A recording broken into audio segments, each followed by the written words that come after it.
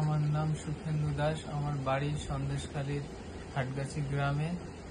আমি দীর্ঘ বহু বছর ধরে একটা রোগে আক্রান্ত। আমার দুটো কিডনি খারাপ, তার জন্য আমার ডায়ালিসিস করাতে হয় সপ্তাহে 3 দিন। এই যে আমার হাতের চ্যানেল আছে, যে ডায়ালিসিস করে করে ফুলে গেছে, এখানে একটা নিডিল পিক করতে হয়, এখানে একটা দুটো পিক করে ব্লাডটাকে আমার শরীরে পরিষ্কার করতে হয়। যেহেতু কিডনিটা খারাপ হয়ে গেছে, তাই জন্য ওই ডায়ালিসিস না করালে আমি হয়তো বেশি দিন বাঁচবো না, সেই জন্য ডায়ালিসিস আমাকে করাতেই হয়।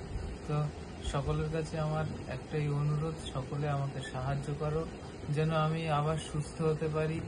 ডাক্তার দেখি, ডাক্তার বলছে যে ট্রান্সপ্লান্ট না করলে তুমি ঠিক হতে পারবে না। এই কিডনি ট্রান্সপ্লান্টের জন্য অনেক টাকা খরচ, প্রায় 35 লাখ টাকা খরচ।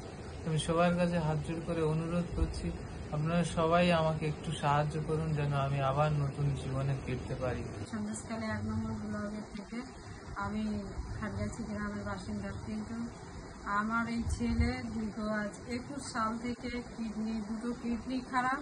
সেই কিডনি আক্রান্তে আমি আগে কাজ করতাম, করে করে ছেলেকে এতদিন ধরে আমি করেছি। কিছুদিন যাবত আমার 2 বছর হলো আমার খুব শরীর খারাপ, যার জন্য আমি আর এই ছেলেকে ট্রিটমেন্ট করাতে পারছি না। এবং ডাক্তার বলছে যে এই মুহূর্তে ওর ফেস্টুলার অবস্থা খুবই খারাপ, ইমিডিয়েটলি ওকে ট্রান্সপ্লান্ট করাতে হবে।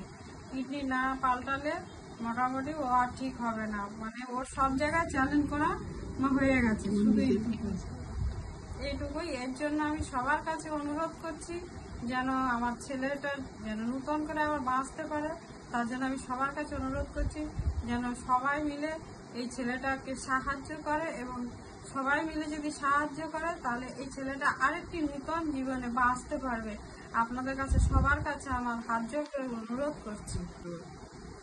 এই যে আমার ডায়ালিসিস করতে করতে হাতটা এরকম ফুলে গেছে, তো ডক্টর দেখিয়েছি, ডক্টর বলছে এ হয়তো আরো কিছুদিন গেলে আরো ফুলে গিয়ে ব্লাস্ট করতে পারে, আর ব্লাস্ট করলে তখন বাঁচাটা অসম্ভব প্রায়। তাই জন্য সবার কাছে অনুরোধ, সবাই আমাকে একটু সাহায্য করো যেন আমি আবার নতুন করে বাঁচতে পারি।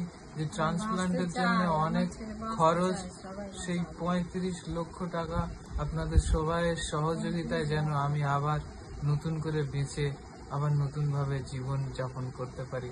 সবার কাছে এই অনুরোধ আমার, আপনারা সবাই আমাকে একটু সাহায্য করুন। আপনাদের ভাইয়ের মতো, আপনাদের সন্তানের মতন ভেবে আপনারা সকলে আমাকে সাহায্য করুন।